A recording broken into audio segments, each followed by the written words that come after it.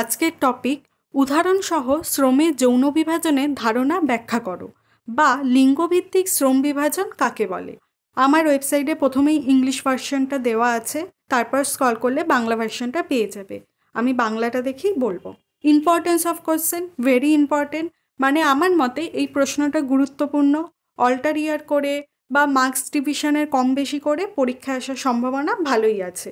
Word count মানে approx যতগুলো word দিয়ে নিচের অ্যান্সারটা তৈরি করা আছে। পেপার অর কোর্স মানে যেই ব্রড টপিকটার আন্ডারে বা সিলেবাসের আন্ডারে এই সাব টপিকটা আছে। সোসিওলজি অফ জেন্ডার, জেন্ডার সেন্সিটাইজেশনেতে আছে। এছাড়া gender and society, gender and sexuality, gender and violence এগুলোতেও থাকতে পারে। এখন তাহলে উত্তরটা শুরু করছি। শ্রমের যৌন বিভাজন, সেক্সুয়াল ডিভিশন অফ লেবার বলতে কাজের ভাগাভাগি বা শ্রমের বন্টনকে বোঝায়, যেখানে সমাজের নির্দিষ্ট কাজগুলোকে লিঙ্গের ভিত্তিতে বিভক্ত করা হয়। অর্থাৎ কোন কাজটি কোন লিঙ্গের জন্য উপযুক্ত বা অধিকতর উপযুক্ত বলে ধরে নেওয়া হয়। এই বিভাজন সাধারণত পুরুষতান্ত্রিক সমাজের অংশ এবং এটি লিঙ্গ বৈষম্যের একটি গুরুত্বপূর্ণ কারণ। এখানে বলেছে শ্রমের যৌন বিভাজন বা লিঙ্গভিত্তিক শ্রম বিভাজন বলতে বোঝায় সমাজের যে বিভিন্ন কাজ, ভূমিকা, দায়িত্ব প্রবৃত্তি আছে সেগুলোকে লিঙ্গ অনুযায়ী ভাগ করে দেওয়া। মানে কোন কাজটা কে করবে বা কার কোন কাজটা করা বেশি উপযুক্ত, সমাজ কোন লিঙ্গের ব্যক্তির থেকে কোন কাজটা প্রত্যাশা করে, এইসব। পুরুষতান্ত্রিক সমাজ ব্যবস্থায় কাজের এমনভাবে ভাগ করা হয় যেখানে দেখা যায় যে বেতন ভিত্তিক কাজ, উচ্চপদস্থ কাজ, বেশি গুরুত্বপূর্ণ দায়িত্বের কাজ পুরুষরা পালন করে, আর মেয়েরা বেতন নেই বা কম বেতনের কাজ বেশি করে, তুলনামূলক কম ভালো পদে কাজ করে বা কম গুরুত্বপূর্ণ দায়িত্বের কাজ পালন করে। কাজের এরকম বিভাজন হওয়ার ফলে লিঙ্গ বৈষম্য তৈরি হয়, যার জন্য এখানে বলেছে এটা লিঙ্গ বৈষম্যের একটি গুরুত্বপূর্ণ কারণ। আদিম যুগ থেকে বর্তমান যুগের বিবর্তন। আদিম যুগ শারীরিক শক্তির কারণে পুরুষরা শিকার করত এবং নারীরা সন্তান লালন ও খাদ্য প্রস্তুতের দায়িত্বে ছিল। কৃষিযুগ নারীরা ফসল তোলায় অংশ নিলেও জমির মালিকানা পুরুষদের হাতে থাকত। শিল্প বিপ্লব নারীরা কম বেতন এবং হালকা কাজ করত, যেখানে পুরুষেরা উচ্চ আয়ের কাজে নিযুক্ত ছিল। আধুনিক যুগ পেশার ক্ষেত্রে বিভাজন অব্যাহত, যেমন নারীরা শিক্ষিকা বা নার্সিংয়ে বেশি এবং পুরুষেরা ইঞ্জিনিয়ারিং বা সামরিক বাহিনীতে বেশি যুক্ত হয়। এখানে আদিম যুগ থেকে বর্তমান যুগে লিঙ্গভিত্তিক শ্রম বিভাজন কীরকম সেটা বলেছে। আদিম যুগে পুরুষদের শারীরিক শক্তি নারীদের তুলনায় বেশি থাকার জন্য তারা শিকার করত, অন্যদিকে নারীরা সন্তান পালন, খাদ্য প্রস্তুত এই কাজগুলো করত। কৃষি যুগে পুরুষেরা চাষের জমিতে কাজ করত, কিন্তু অনেক সময় নারীরাও চাষের কাজে সাহায্য করত বা এখনও করে, যেমন বীজ বোনা, ফসল তোলা, এগুলো তো নারীরা করে থাকেন, কিন্তু এর জন্য কোনো পারিশ্রমিক নারীরা পায় না। মানে যখন ফসল বিক্রি করা হয় তখন ফসল বিক্রি করার যেই টাকা হয় সেই টাকার ওপর নারীদের কোনো অধিকার থাকে না। তারপর চাষের জমির ওপর নারীদের কোনো অধিকার থাকে না। শিল্প বিপ্লব যুগে নারীরা খুবই কম বেতনের কাজ করত, হালকা কাজ করত, যেখানে পুরুষেরা উচ্চ বেতন মানে হাই পেড স্যালারিতে কাজ করত, ভারী কাজ করত আর উচ্চ পদে কাজ করত। আধুনিক যুগে সরকারি আর বেসরকারি বিভিন্ন প্রতিষ্ঠানে নারী ও পুরুষরা সমানভাবে কাজ করছে, কিন্তু এখানেও শ্রমের যৌন বিভাজন একেবারে চলে যায়নি। এখনও নারীদেরকে পুরুষদের তুলনায় কম বেতন দেওয়া হয়। নারী ও পুরুষদের জন্য কাজের সেক্টর ভাগ করে দেওয়া হয়, যেমন শিক্ষা প্রতিষ্ঠানে, সেবা প্রতিষ্ঠানে নারীদের জন্য বেশি উপযুক্ত ভাবা হয়, আর পুরুষদের জন্য মিলিটারি, অ্যাডমিনিস্ট্রেটিভ সেক্টর, তারপর বিভিন্ন ম্যানুফ্যাকচার কোম্পানিতে কাজ করা বেশি উপযুক্ত মনে করা হয়। বেতন ও বেতনহীন কাজের সম্পর্ক। বেতনভিত্তিক কাজ, পুরুষদের অধিকাংশ কাজ বেতনভিত্তিক এবং উচ্চ মর্যাদাপূর্ণ। বেতনহীন কাজ, গৃহস্থলীর কাজ, সন্তান লালন এবং বয়স্কদের দেখাশোনা প্রায়শই নারীরা করেন, যা আর্থিক স্বীকৃতি পায় না। এখানে পেড অ্যান্ড আনপেড ওয়ার্কের সম্পর্কের ব্যাপারে বলেছে, যেটা এখন খুবই একটা আলোচনার বিষয়। বেতনভিত্তিক কাজ বা পেড ওয়ার্ক মানে হচ্ছে যে কাজ করার জন্য তোমাকে পেড করা হবে, টাকা দেওয়া হবে, মানে যে কাজটা করলে তোমার একটা আর্থিক মূল্যায়ন হবে, মর্যাদা আছে। ধরো তুমি 1 ঘন্টা ধরে ডেটা এন্ট্রি করেছো, তো সেই হিসেবে তুমি একটা পারিশ্রমিক পাবে।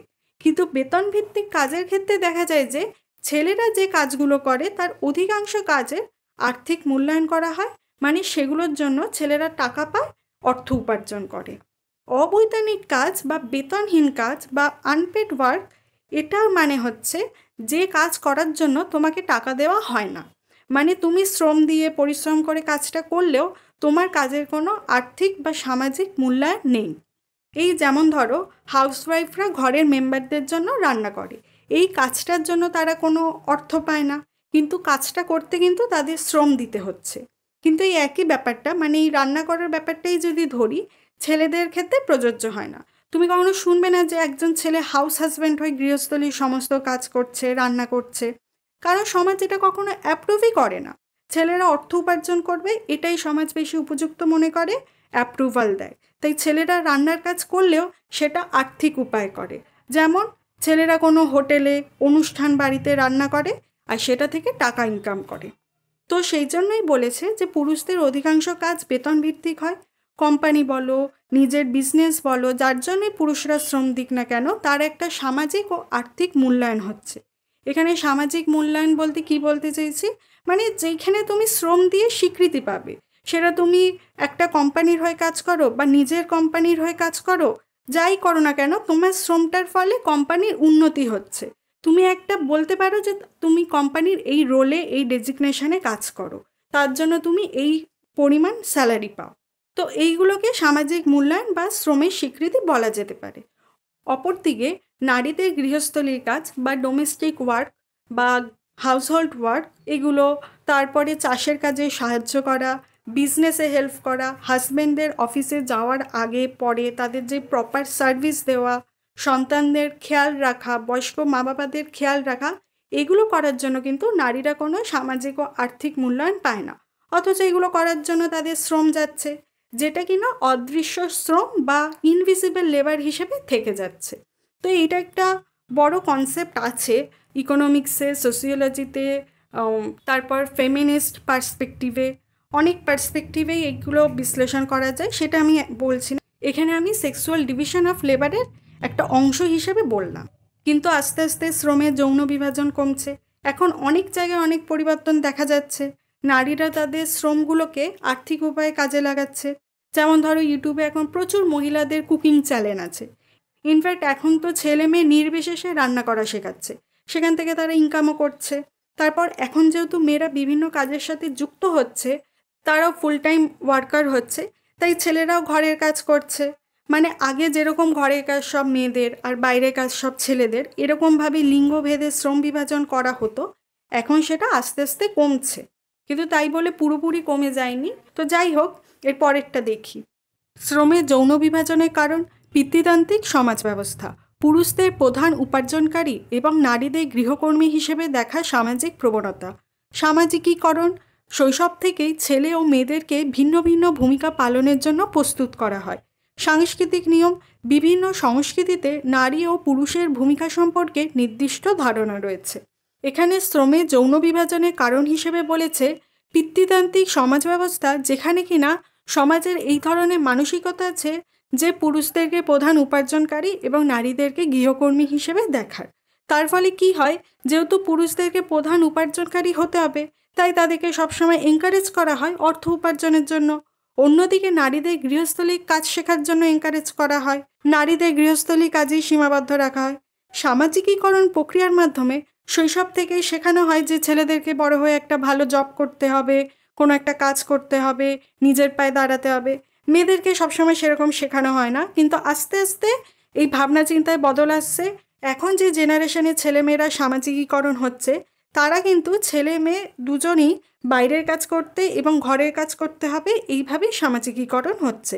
তারপর বলেছে শ্রমের জন্য বিভাজনের কারণ হিসেবে সাংস্কৃতিক নিয়ম। বিভিন্ন সংস্কৃতিতে নারী ও পুরুষদের ভূমিকা পৃথক করা থাকে। যেমন ভারতীয় সংস্কৃতিতে বেশিটাই দেখা যায় যে পুরুষরা বাইরের কাজ করে এবং নারীরা গৃহস্থলী কাজ করে, অথবা নারীরা যদি কর্মজীবনের সাথে যুক্ত থাকে, তারা বাইরের এবং ঘরের দু জায়গায় কাজ করছে। এটা কিন্তু ম্যাক্সিমাম সিনারিও।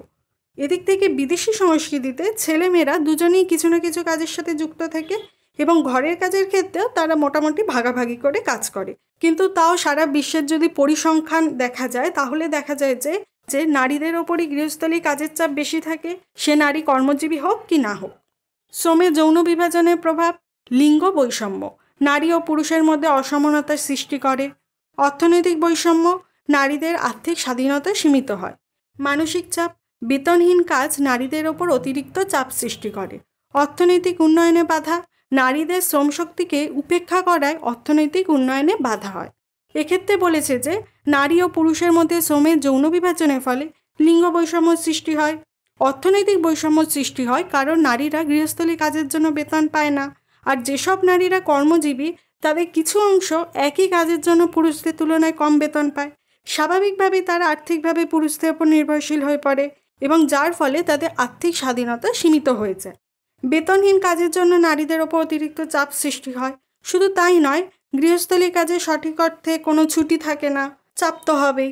এছাড়া বর্তমানে নারীদের এরকম একটা পরিস্থিতি দেখা যায় যে, যেটা আগেও বলেছি, নারীরা বাইরের কাজ করছে আবার বাড়িতে এসেও কাজ করছে, যার জন্য তাদের কাজের চাপ আরও বেড়ে যাচ্ছে। তারপর বলেছে অর্থনৈতিক উন্নয়নে বাধা পড়ে, কারণ নারীদের শ্রমশক্তিকে উপেক্ষা করায়, মানে তারা যদি কোনো কাজ ভালো পারে সেটাকে অ্যাজ এ প্রফেশন নেওয়ার জন্য পরিবার বা সমাজ কোথা থেকে সে উৎসাহ, স্বীকৃতি এগুলো পায় না, যার ফলে তাদের শ্রমগুলো কোনো অর্থনৈতিক উন্নয়নে কাজে আসে না। শ্রমে যৌন বিভাজন রোধে করণীয়: সচেতনতা বৃদ্ধি, লিঙ্গ বৈষম্য সম্পর্কে সচেতনতা বৃদ্ধি করা, শিক্ষা, ছেলেমেয়েদেরকে সমানভাবে শিক্ষা দেওয়া, আইন প্রণয়ন, লিঙ্গ বৈষম্যের বিরুদ্ধে কঠোর আইন প্রণয়ন করা, সামাজিক পরিবর্তন, সামাজিক নীতি ও ধারণা পরিবর্তন করা, নারীদের স্বাবলম্বীকরণ, নারীদের অর্থনৈতিক এবং সামাজিকভাবে স্বাবলম্বী করা। এখানে বলেছে সচেতনতা বৃদ্ধি করতে হবে, লিঙ্গ বৈষম্য সম্পর্কে সচেতনতা গড়ে তুলতে হবে, ছেলে মেয়েদেরকে সমান শিক্ষা দিতে হবে, কাজের ভূমিকা দেওয়া, দায়িত্ব পালন করতে দেওয়া, এগুলো সব সমানভাবে ভাগ করে দিতে হবে। তারপর লিঙ্গ বৈষম্য, কর্মক্ষেত্রে বেতন বৈষম্য, এগুলোর বিরুদ্ধে কঠোর আইন প্রণয়ন করতে হবে। সবচেয়ে যেটা দরকার, সামাজিক রীতিনীতি এবং ধ্যান ধারণা পরিবর্তন করা। তারপরে দরকার হচ্ছে নারীদের অর্থনৈতিক ও সামাজিকভাবে স্বাবলম্বী করা, তাদেরকে লোন দেওয়া, ট্রেনিং দেওয়া, এগুলো করতে হবে। উপসংহার: শ্রমের যৌন বিভাজন একটি দীর্ঘস্থায়ী সামাজিক সমস্যা যা নারীদের আর্থিক, সামাজিক এবং ব্যক্তিগত উন্নয়নে বাধা সৃষ্টি করে। এটি দূর করতে শিক্ষার প্রসার, আইন প্রয়োগ এবং সমাজের মানসিকতার পরিবর্তন অপরিহার্য। এখানে আমার একটা ছোট্ট কথা বলার আছে।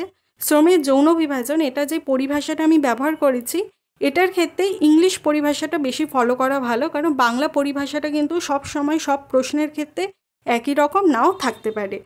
তো এই উত্তরটা এখানেই শেষ। এখন এই উত্তরটা কোথায় আর কিভাবে পাবে সেটা আমি এটার পরের একটা ভিডিও ক্লিপে বলেছি, সেটা শেষ অবধি দেখো, তাহলে সব বুঝতে পারবে।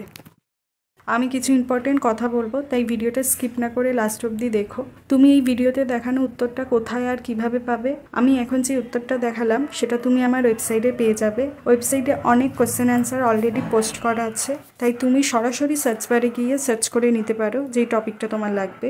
কয়েকটা কিওয়ার্ড দিলেই চলে আসবে। এই ওয়েবসাইটের লিঙ্ক আমার চ্যানেলে গিয়ে অ্যাবাউট সেকশনে পেয়ে যাবে, অথবা গুগলে সার্চ করলেও আশা করছি পেয়ে যাবে। লিজি বাঙালি স্টুডেন্ট বলে সার্চ করতে হবে, অন্য কিছু নয়। আসলে আমার ওয়েবসাইট, ইউটিউব চ্যানেল দুটোই নতুন, তাই জানি না সার্চ রেজাল্টে ওয়েবসাইট আসবে কি না। আর ইউটিউবের ডেসক্রিপশন বক্সে তো লিঙ্ক শেয়ার করাই যাচ্ছে না। আমি যেই লেখাটা বা উত্তরটা দেখালাম সেটা কি যথেষ্ট?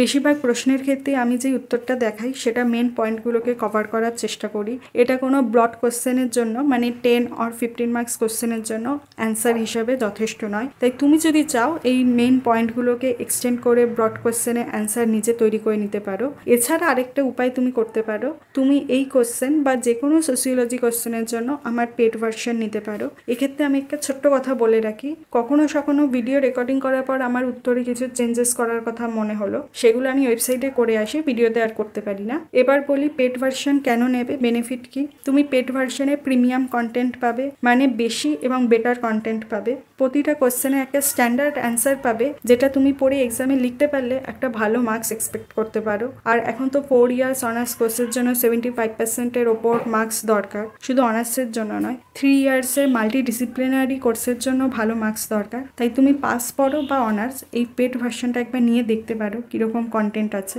এছাড়া পেড ভার্সনের অন্যতম একটা মেন ফিচার্স, ইংলিশ বাংলা দুটো ভাষাতেই কন্টেন্ট পাবে। সব না হলে ম্যাক্সিমাম কন্টেন্ট তাই পাবে। কিছু কন্টেন্ট হয়তো শুধু ইংলিশ বা বাংলায় আছে। কোশ্চেনে অ্যান্সারের জন্য আমি ভিজুয়াল এলিমেন্ট মানে ফ্লো চার্ট, টেবিল, ডায়াগ্রাম ব্যবহার করেছি, মানে যেই কোশ্চেনের ক্ষেত্রে ব্যবহার করা যায় আর কি, যেটা ইউজফুল আর হেল্পফুল হবে তোমার জন্য। আসলে আমি চেষ্টা করেছি পেড ভার্সনটা যতটা স্টুডেন্ট ফ্রেন্ডলি করা যায়, যাতে তোমার পড়তে, বুঝতে আর মনে রাখতে সুবিধে হয়। আর প্রাইসিংয়ের কথাটা আমি মাথায় রেখে যতটা বাজেট ফ্রেন্ডলি করা যায় তার চেষ্টা করেছি। শেষে টেস্টিমোনিয়াল হিসেবে বলতে পারি আমি নিজেও এই অ্যান্সার করে 75%-এর ওপর পেয়েছি। ইনফ্যাক্ট আমি নিজের সময় এত এফোর্ট দিয়ে নোট বানাইনি যতটা এফোর্ট দিয়েছি এখন, কারণ আমি চেয়েছি তোমাকে যতটা ভালো কন্টেন্ট বা নোট প্রোভাইড করা যায়। এবার পেড ভার্সন কিনবে কী করে সেটা আমি এখানে আর বলছি না, কারণ সবাই তো কিনবে না। যদি কেউ ইন্টারেস্টেড থাকো তাহলে ওপরের ডান দিকে আই বাটনে ডেডিকেটেড একটা ভিডিও করেছি, সেটা দেখে নিতে পারো। কী কী পোস্ট বা কন্টেন্ট আছে ওয়েবসাইটে সেটা দেখার জন্য তোমাকে লিস্ট অফ পোস্টে ক্লিক করতে হবে। এই পেজে এসে তোমাকে একটু ওয়েট করতে হতে পারে, কারণ এখানে একটা ভারী ফাইল লোড হবে। এখানে তুমি পোস্ট লিস্ট চেক করতে পারবে, যার কোনো একটাতে ক্লিক করলে তুমি সমস্ত ইনফরমেশন পেয়ে যাবে, যেমন সেটা কোন ভার্সনে অ্যাভেলেবেল আছে, পেড ভার্সন নাকি ফ্রি ভার্সনে, আর কোন মিডিয়ামে আছে, মানে শুধু ইংলিশ ল্যাঙ্গুয়েজে নাকি বাংলা, নাকি ইংলিশ বাংলা দুটো ল্যাঙ্গুয়েজেই কন্টেন্টটা অ্যাভেলেবেল। যেগুলোর ক্ষেত্রে দুটো ল্যাঙ্গুয়েজে দেওয়া থাকবে সেগুলোর ক্ষেত্রে দুটো ল্যাঙ্গুয়েজই কিন্তু ফলো করবে। এছাড়া তুমি চাইলে আমার সাথে ফেসবুক আর হোয়াটসঅ্যাপে যুক্ত হতে পারো, লিঙ্ক সেই চ্যানেলের অ্যাবাউট সেকশনেই আছে। যদি তুমি হোয়াটসঅ্যাপে জয়েন হও তাহলে সেখানে পোল দেওয়া আছে, সেটা তুমি একটু অ্যাটেন্ড করো। শেষে বলবো তোমার যদি কোনো ডাউটস থাকে বা কোনো সাজেশন থাকে তাহলে কমেন্ট করো। ভিডিওটা ভালো লাগলে লাইক করো, বন্ধুদের সাথে শেয়ার করো, আর চ্যানেলটাকে সাবস্ক্রাইব করে রাখতে পারো সোশিওলজি রিলেটেড কন্টেন্টের জন্য। আর কেউ যদি সত্যি ভিডিওটা এই অবধি দেখে থাকো তাহলে অসংখ্য ধন্যবাদ সঙ্গে থাকার জন্য।